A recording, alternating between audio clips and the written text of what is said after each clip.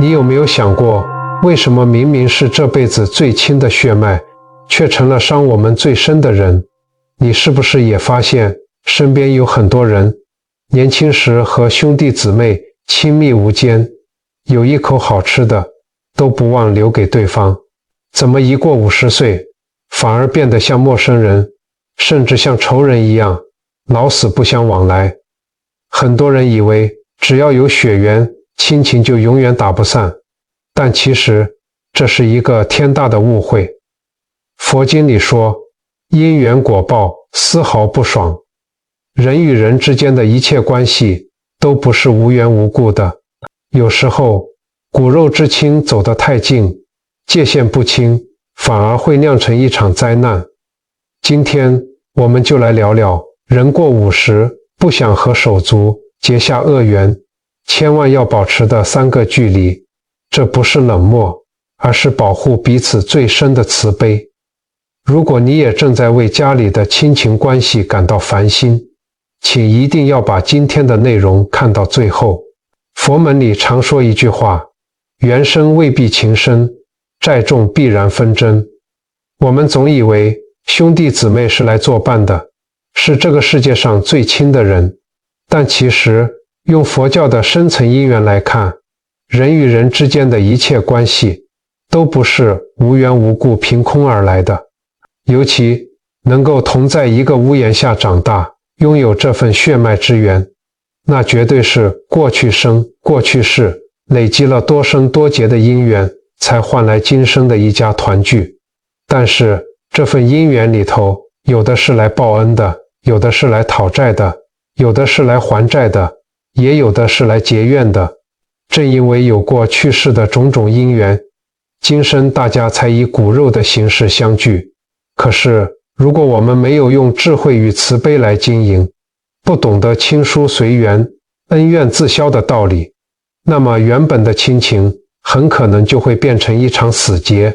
说到这里，我想跟各位分享一个非常经典的佛教公案。听完这个故事，你或许就能瞬间明白，为什么有时候对亲人太好，反而会酿成悲剧。在佛陀时代的舍卫城，有这么一对年过半百的兄弟，哥哥经商有成，家境非常富裕，是城里有名的大善人，而弟弟却时运不济，做什么赔什么，日子过得捉襟见肘。哥哥看着从小一起长大的亲弟弟这么辛苦，心里非常不忍。他心想，我们是同胞手足，血浓于水，父母都不在了，我怎么能眼睁睁看着他受苦呢？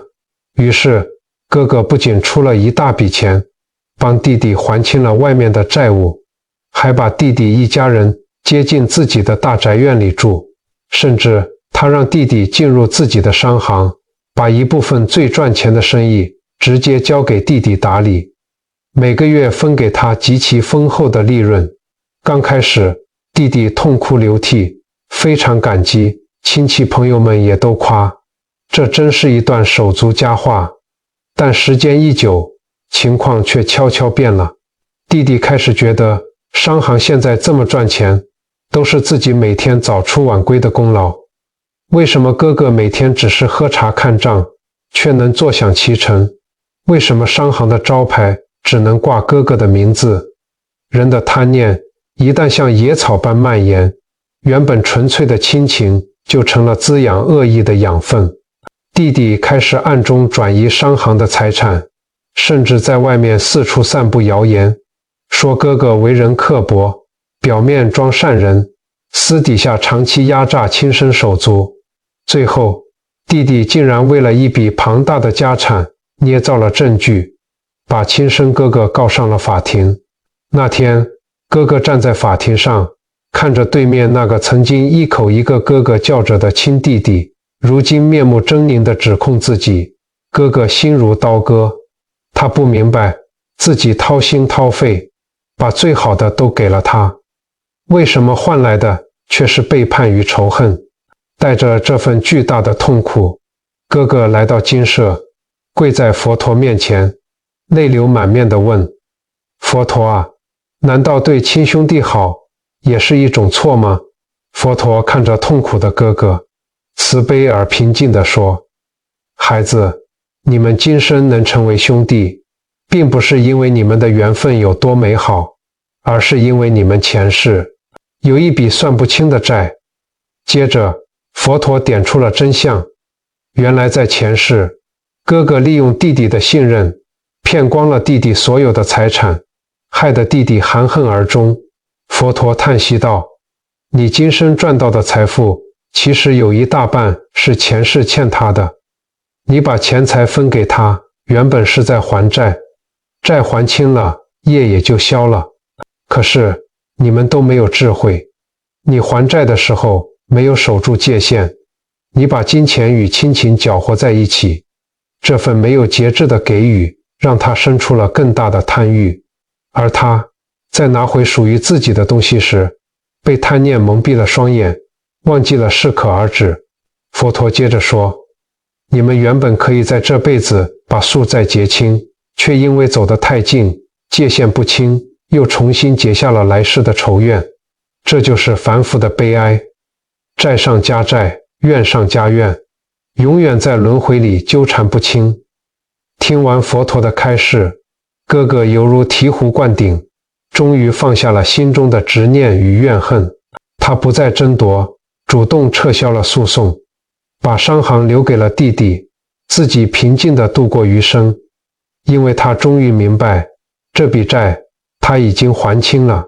各位朋友，听完这个故事，你的心里是不是也有一丝震撼？这就是佛法里讲的因果。很多时候，兄弟姊妹走到反目成仇，最大的原因不是因为外在的事情多复杂，而是因为人与人之间走得太近，界限不清，感情里夹杂了太多的贪欲、分别跟执着。这也是为什么很多兄弟姊妹年轻时还能互相包容，一旦进入中晚年，父母多半已经不在了，家族中少了上一代的缓冲，牵涉到财产分配、奉养父母，矛盾就层出不穷。因为我们都忘了，亲近要有分寸，感情要有节制。既然明白了缘分需要智慧来守护，那么人过50，与兄弟姊妹相处，究竟要保持哪3个重要的距离呢？这3个距离，如果我们不早点明白，晚了不仅伤感情，还可能种下深远的业障，影响自己和子孙后代的命运。首先，第一个距离叫做财务的界限。佛经里有一句话：财为祸本，动众生贪，身无量恶。金钱本身没有罪，但人心却很容易被染污。一旦牵扯到财物，兄弟姊妹之间最纯粹的情感就很容易变质。我们看现代社会，有多少兄弟姊妹年轻时一起熬过苦日子，一碗面都可以分着吃，可是等到父母100年之后，面对那栋老房子、那笔遗产，亲情却在金钱面前瞬间崩溃。为了多争一点，少拿一点，最后对簿公堂，连过年都不再走动。所以佛教教导我们，人到中年一定要学会分清财务的界限，不要随意借贷，不要因为感情好就乱用钱财。俗话说亲兄弟明算账，这不是外人，这才是真正的保护。如果真的必须有金钱往来，请一定要有清楚明白的记录与约定，双方心里有数，互不含糊。这既保护了亲情，也避免了误会。更重要的一点是，佛教讲施而无求。如果你借钱或者给钱给手足，那是出于你的慈悲，那就要甘愿。给了就不要天天想着人家要还，或者要人家感恩戴德。如果心里还有一丝丝的期待与计较，那不如一开始就划清界限，免得日后反目成仇。再来，我们来看第2个距离，那就是生活的边界。兄弟姊妹从小一起长大，彼此的脾气、缺点都摸得一清二楚。但是人到了50岁以后，每个人都有了自己的一家一业，有了自己的人生轨迹跟责任。佛门里讲，各有因缘，各自受报。每个人的命运都是自己过去和今生种下的因果。在现代生活中，我们常看到一种情况，做子子的看不惯弟弟管教小孩的方式，天天指手画脚；做哥哥的觉得妹妹的婚姻不幸福，硬要插手干预。结果呢，过度干涉只会引来对方的反感与怨怼，过度依赖也只会招来嫌隙。说到这种过度干涉的痛苦，在古代的舍卫国有一对兄弟，哥哥名叫大善，弟弟名叫小安。他们的父母早逝，哥哥大善从小就扛起了长兄如父的重担，不仅辛苦做农活把弟弟拉拔长大，还省吃俭用供弟弟读书识字。大善为人刚正，做事一板一眼，而小安则生性浪漫，不拘小节，喜欢结交各路朋友。随着两人年纪渐长，小安成家立业，搬到了隔壁的院子住。可是哥哥大善对弟弟的管教却从未停止。大善每天清晨都会推开弟弟家的门，看到院子没扫干净，便眉头深锁地念道：你都多大岁数的人了，连个院子都打理不好，以后怎么教小孩？看到弟弟的妻子煮的饭菜不合他意，大善也会忍不住指指点点，菜切得太粗，油放得太多，这样吃对身体不好，你做妻子的要多用心。甚至连弟弟结交什么朋友，做什么小生意，大善都要全盘过问。只要弟弟的做法不符合他的标准，他就会苦口婆心地念叨大半天，开口闭口都是：我是为了你好，长兄如父，我能害你吗？刚开始，小安夫妻俩还会点头称是，感激哥哥的照顾，但日子一久，那种无时无刻被监视、被评判的窒息感，让小安的脾气越来越暴躁。终于有一天，因为大善强行遣散了小安的一位生意伙伴，兄弟俩爆发了前所未有的激烈争吵。小安红着眼眶，声嘶力竭地吼道：哥，我已经快50岁了，我有我的家，有我过日子的方式，你能不能把你的手从我的生活里拿出去？你给我的根本不是爱，是牢笼。这句话像一把刀，狠狠刺进了大善的心里。他气得浑身发抖，觉得自己一辈子的付出都为了狗。心灰意冷之下，大善发誓再也不管弟弟的死活。兄弟俩从此形同陌路，连过节都不再说上一句话。陷入巨大痛苦的大善独自来到了城外的丹梯园精舍，向一位德高望重的老法师哭诉自己的委屈。他问法师：我把一生都奉献给了弟弟，处处为他着想，怕他走弯路，怕他吃亏，为什么到头来我却成了一个十恶不赦的坏人？难道关心手足也有错吗？因为种得太近，两棵树的枝干互相摩擦，树皮破损，叶子发黄，不仅没有一棵长得高大，反而显得病恹恹的，仿佛随时会枯死。接着，法师又带着大善走到寺院的大门口，那里种着2棵参天大树，2棵树之间隔着一段宽敞的距离，各自枝繁叶茂，高耸入云。每当微风吹过，它们的枝叶在空中轻轻交错，发出沙沙的悦耳声响。老法师转过身，慈悲地看着大善说：施主，你看这2棵大树，它们在地面上保持着各自的空间，允许对方按照自己的姿态生长，去迎接属于自己的阳光和雨露。但在看不见的泥土深处，它们的根却是紧紧相连，互相扶持的。法师顿了顿，语气变得更加深沉：关心手足没有错，但凡事皆有度。你用自己的标准去修剪弟弟的人生，就像把2棵树硬生生绑在同一个花盆里。你以为这是保护，其实是在剥夺它生长的空间。佛法讲各有因缘，各自受报。每个人都有自己必须去经历的挫折与成长。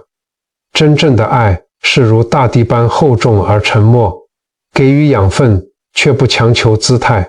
你若真的爱他，就退后一步，给他一点呼吸的空间吧。大善听完，望着那两棵各自挺拔的大树，眼泪夺眶而出。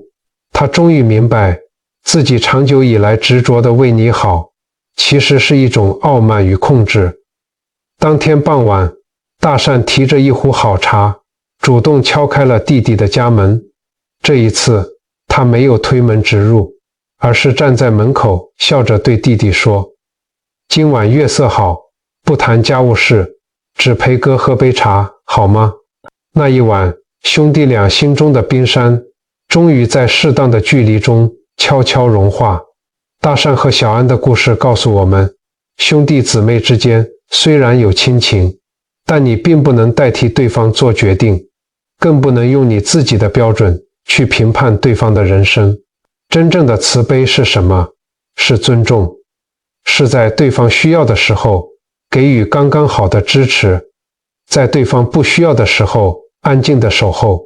人到50，最好的相处之道就是保持关心，但不过度介入；保持联系，但不过度纠缠，允许彼此都有自己的空间与自由。了解了财务和生活的界限，我们来谈谈最难跨越的一关。第3个距离叫做情感的适度。佛经里有一句非常深刻的话：爱之欲其生，恨之欲其死。其实，爱跟恨往往是同一根藤上生出的2片叶子。我们对手足的感情，如果爱得太浓，抓得太紧，反而最容易生出怨恨。为什么呢？因为期待越高，失望就越大，投入越多，计较就越深。我们常常把自己的情感需求强加在兄弟姊妹身上，心里总觉得我对你这么好，你为什么不领情？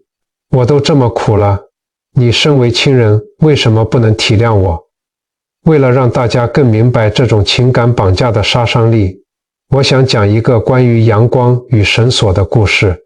在繁华的京城里，有一位名叫慧心的女商人。慧心早年丧夫，一生没有生育，便把所有的心血都倾注在亲弟弟志远的身上。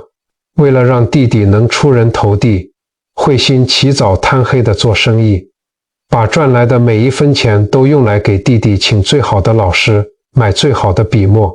志远也很争气，一路苦读，最终考取了功名，在朝廷里谋得了一个不错的官职。慧心觉得自己一生的付出终于有了回报，心里无比骄傲。然而，矛盾却在志远准备成婚时爆发了。慧心为弟弟看中了一位门当户对的千金小姐，认为这能帮助弟弟在官场上更进一步。但志远却坚持要娶一位家境贫寒，但与自己情投意合的教书女子。慧心得知后大发雷霆，指着志远的鼻子骂道：“你这个忘恩负义的东西，我为了你，这辈子连个家都没成，把所有的钱都砸在你身上。现在你翅膀硬了，连我的话都不听了。我告诉你，只要我还有一口气在，那个穷家女就休想进我们家的门。”志远跪在地上，苦苦哀求：“子，您的恩情我生生世世都报答不完，但婚姻是我一辈子的大事，求您成全我。除了这件事，我什么都听您的。”但慧心寸步不让，甚至以死相逼。最终，志远为了不让子伤心，忍痛与心爱的女子分手，娶了子安排的千金小姐。可是从那以后，志远就像变了一个人。他对子依然恭敬，每个月都会按时送来丰厚的生活费，也会在逢年过节时买最贵重的礼物。但他再也没有对子笑过。每次回家请安，也只是例行公事般的寒暄几句，便匆匆离去。那种眼神里的冷漠与疏离，比大声争吵更让慧心感到锥心之痛。慧心陷入了深深的痛苦与自我怀疑，她不明白自己倾尽所有去爱弟弟，为什么换来的却是一个失去灵魂的躯壳。带着无尽的迷茫，慧心登上了深山中的一座古刹，拜见了一位精通佛法的禅师。他流着泪问：师父，我把我最宝贵的青春、财富、心血全都给了他，我只是希望他过得好，难道我错了吗？为什么他要用这种冷漠疏离来惩罚我？禅师听完，没有直接回答，而是指着窗外一轮温暖的朝阳，轻声问道：女施主，你看这阳光，它每天照耀着大地，滋养着万物生长。你可曾见过阳光对着地上的花草树木说：我给了你们生命，你们必须按照我喜欢的颜色开花，否则我就不再照耀你们。慧心愣了一下，摇摇头说：阳光普照万物是自然之理，怎么会向花草提要求呢？禅师点点头，又从桌子底下拿出一根粗糙的麻绳，说道：世间的爱有两种，一种是如阳光般的慈悲，佛教称之为慈无量心，这种爱是给予，它温暖包容，只希望对方生长得茂盛，却不索取任何回报，更不干涉对方的自由。而另一种爱叫做执着，当你的爱里面夹杂着控制、期待和我是为你好的条件时，这份爱就不再是阳光，而是变成了这根麻绳。你付出的越多，这根绳子就编得越粗，然后你把它套在弟弟的脖子上，只要他想往你反对的方向走，你就用力拉扯。你以为你在保护他，但在他看来，你是在勒住他的脖子。禅师目光慈悲地看着慧心，语重心长地说：施主，你对弟弟的恩情确实深重如山，但你犯了一个凡夫最容易犯的错，那就是把付出当成了交易的筹码。你潜意识里觉得，我为你牺牲了这么多，你就必须用绝对的顺从来回报我。这不是爱，这是一种以爱为名的绑架。佛法教导我们三轮体空，真正的布施与付出，心里是没有施舍者，没有接受者，也没有施舍的物品的。给了就放下了。你弟弟现在对你恭敬却冷漠，是因为他在用世俗的责任还你的债，但他心里的那个充满温度的家，已经被那根麻绳勒死了。听完禅师的这番话，慧心如遭雷击，整个人瘫坐在蒲团上，泣不成声。他终于看清了自己内心深处的自私与掌控欲。原来，真正毁掉手足之情的，不是弟弟的不听话，而是自己那份带着枷锁的爱。从古刹回去后，慧心把弟弟叫到了跟前。这一次，他没有端出长子的架子，而是平静地将家里的地契和账本交给了志远，轻声说：弟，这半辈子子子把你绑得太紧了，从今以后子子不再管你了，你的日子你自己去过吧，不管你做什么决定，子子只求你平安健康。那一刻，志远抬起头，看着满头白发的子子，眼眶瞬间红了。他扑通一声跪在地上，像个孩子一样抱着子子痛哭失声。那道横亘在子弟俩心中多年的无形高墙，终于轰然倒塌。每个人都有自己的苦乐因缘，有自己的局限与无奈。真正的成熟是懂得爱而不执着，放而不舍弃，亲近而不纠缠。不要总是期待对方一定要回报你的好，不要总是指望对方必须理解你的委屈。正如佛陀教导我们，诸行无常，缘起缘灭，能成为手足，也是因缘聚合而来的一段路程。走过一程，我们就感恩一程，不因为暂时的疏远而生怨，也不因为一时的误解而断情。那么，具体该怎么把这份沉重的亲情升华为宽广的慈悲呢？这就需要我们到了50岁以后，在心里不断修炼3种心。第一是感恩心，感恩兄弟姊妹的陪伴，感恩他们曾经给予的帮助，哪怕有时候有摩擦、有误解，我们也要转念一想，感恩这些逆增上缘，让自己有机会修炼耐心与包容。第二是包容心，这个世上没有十全十美的人，每一个兄弟姊妹都是带着各自的业力与性格来到这个家的，用一颗包容的心去对待彼此的差异，不苛求对方完美，才能真正减少纷争，增长善缘。第三是放下心，放下过去的恩恩怨怨，放下无谓的比较，放下对他人行为的执着。说到放下多年的恩怨，这确实是最难的一关。在水乡小镇住着一对年过花甲的姊妹，阿春与阿秋。这对姊妹曾经是镇上最令人羡慕的一对，两人小时候形影不离。然而在他们30多岁那年，因为母亲临终前留下的一只翠玉镯子，两人彻底决裂。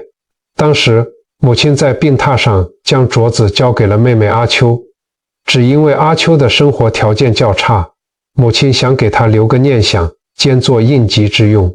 但侄子阿春心里却极度不平衡，他认为自己照顾母亲的时间最长，付出的医药费最多，这只镯子理当属于他。阿春觉得母亲偏心，更认定是妹妹阿秋在背后耍了手段。从那天起，阿春逢人便诉苦，说妹妹是个忘恩负义的小人，而阿秋也因为侄子的四处抹黑而心生怨恨，觉得侄子尖酸刻薄，根本不念手足之情。就这样，为了一只镯子，两人30年来住在同一个小镇上，却把对方当成了透明人，甚至在路上遇见了，都要刻意绕道而行。时光飞逝，转眼间阿春已经60多岁了，虽然儿孙满堂，生活富足，但他的眉宇间总是有着挥之不去的戾气，常常因为一点小事就大发雷霆，夜里也经常失眠，总觉得心里堵着一块大石头。有一年春天，一位云游的禅师路过小镇，在阿春家的屋檐下避雨。阿春见禅师面容祥和，便请他进屋喝茶。聊着聊着，阿春又忍不住倒起了30年前的苦水，把妹妹阿秋痛骂了一顿，越说越激动，甚至拍着桌子说：“我这辈子都不会原谅他，他欠我的，就算到了阴曹地府，我也要讨回来。”禅师听完微微一笑，从随身的布袋里拿出一个极其精美的雕花木匣，放在阿春面前。这匣子是用上好的紫檀木做的，上面镶嵌着各种宝石，拿在手里沉甸甸的。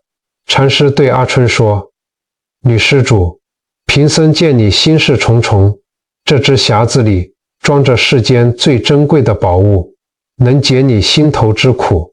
但我有一个条件，从今天起，无论你吃饭、睡觉、走路还是做家事，都必须把这只匣子紧紧抱在怀里，片刻不能离身。3天之后，你自然会明白其中的奥秘。”阿春半信半疑，但看在宝物的份上，便答应了。第1天，阿春抱着精美的木匣，心里觉得很得意，但到了第2天，他开始觉得手臂酸痛，抱着这么大一个木匣，连做饭都施展不开手脚，睡觉时更是硌得慌，翻身都成问题。到了第3天，阿春已经被这个沉重的匣子折磨得精疲力尽，脾气变得比以前更加暴躁。3天期限一到，禅师再次来到阿春家。阿春气呼呼地把木匣扔在桌上，抱怨道：“大师，你这哪是解苦的宝物，这简直是折磨人的刑具。我这3天被他累得半死，你赶紧把它拿走。”禅师温和地说：“你打开看看里面的宝物吧。”阿春满怀期待地打开匣子，却吓得尖叫一声，连退了几步。原来那看似华丽无比的匣子里根本没有什么金银财宝，只有一条风干了几十年的死蛇。那条蛇已经干瘪僵硬，却散发着一股难闻的霉味。阿春生气地质问：“大师，你这是在戏弄我吗？让我抱着一条死蛇抱了3天。”禅师收起笑容，目光如炬地看着阿春，声音如洪钟般敲击在他的心上：“施主，你觉得抱着这条死蛇3天很累，很折磨，那你可曾想过，你心里也抱着一条名为怨恨的死蛇，已经整整30年了。”啊！阿春浑身一震，呆立在原地。禅师继续说道：“30年前的那只镯子早已经过去了，你妹妹并没有每天来伤害你，真正每天折磨你，让你夜不能寐，让你面目可憎的是你自己紧紧抱住不放的怨恨。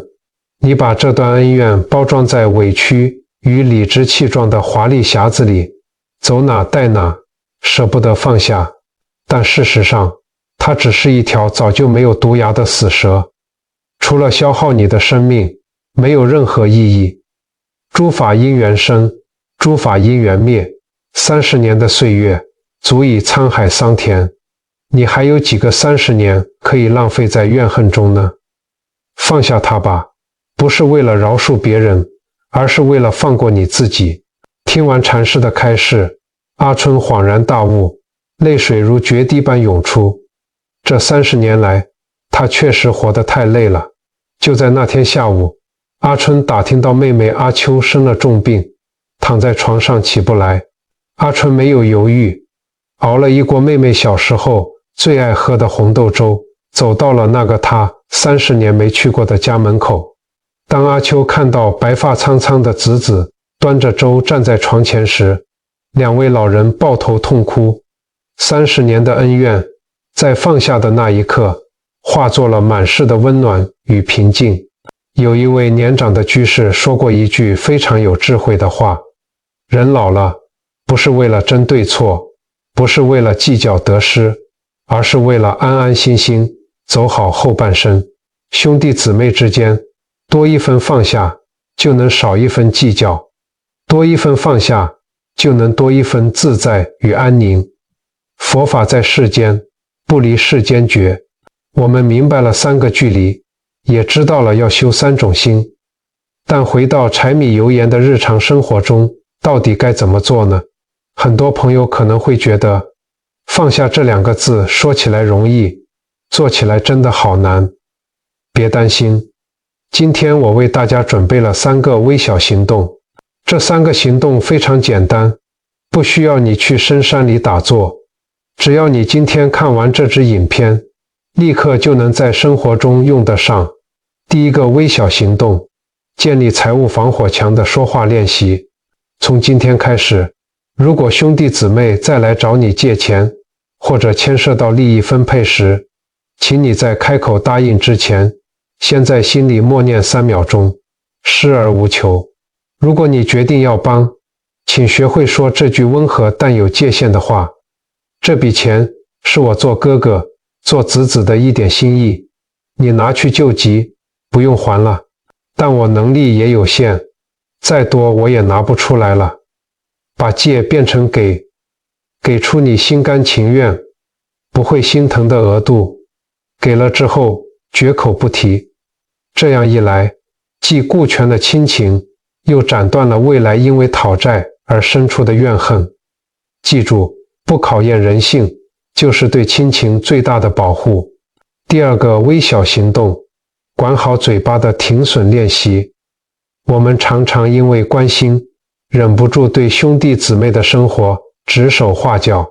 从今天起，请给自己定下一个规矩：对方没有主动开口问，你就绝对不给建议。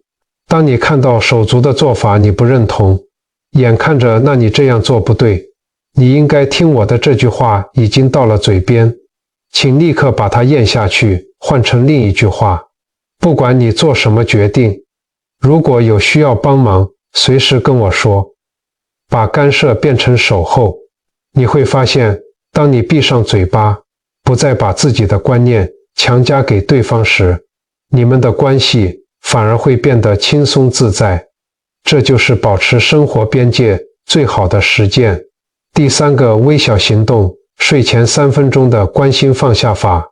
如果你现在心里对某个兄弟姊妹还有很深的怨气，或者因为过去的某件事耿耿于怀，请你每天晚上睡觉前给自己3分钟的时间，轻轻闭上眼睛，深呼吸，在脑海中想象那个让你生气的手足，然后在心里对他说3句话。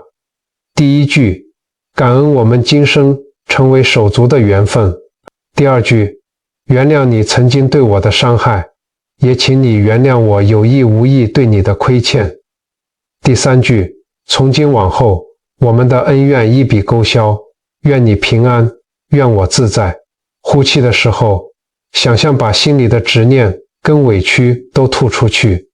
吸气的时候，把佛陀的慈悲与平静吸进心里。这就是佛门里说的愿亲平等。不要小看这3分钟，只要你愿意坚持，那股纠缠在你们之间的负面业力就会在不知不觉中被化解。这3个小行动就是我们人过50以后最好的护心指南。各位朋友，我们常说人生就像是一趟没有回程的列车。佛门里有一句话，一切众生皆是过客，缘起缘灭，无常迅速。兄弟姊妹也是如此，今生能够相聚在同一个家庭，只不过是短短几十年的缘分，转眼之间我们就会各奔轮回，随着各自的业力流转。人过50，我们其实已经走过了人生的大半程。在这个时候，我们早就应该明白，真正重要的不是去赢得一场争执，也不是去占得一份便宜，而是在这有限的余生里，我们能不能为彼此留下更多温暖的回忆，种下更多善美的因缘。今生的争吵与怨恨，如果不去化解，不仅这辈子痛苦，来生还会继续纠缠。怨怼是极重的业力，会把我们拖入不断相互伤害的深渊。所以，若你已经年过50，请一定要用慈悲心去化解过去的恩怨，及时宽恕，及时放下。即使今生有过误解，也要让它在善念中终结。这样，我们在未来的生生世世里，才不会再做怨家，而是成为共同走向光明的善知识。